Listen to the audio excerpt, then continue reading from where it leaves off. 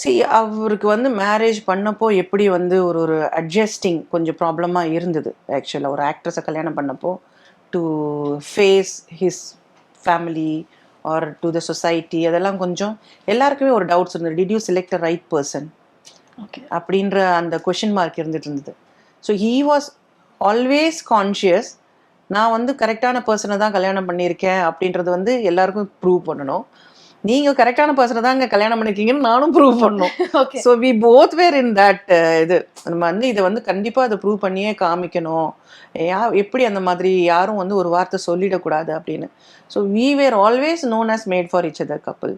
But we had issues, we had lots of problems. நீயா நானான்னு பேசிக்கிட்டே இருந்தோன்னா அதுக்கு முடிவே கிடையாது. குழந்தைங்க பிறந்ததுக்கப்புறம் அவங்களோட சிரிப்பு தான். அவங்க சிரிக்கணும் அவ்வளோதான். அவங்க சந்தோஷமாக இருக்கணும். அதுக்கு என்ன ஒரு பிரச்சனையாக இருந்தாலும் விட்டுறணும் அவ்வளோதான்.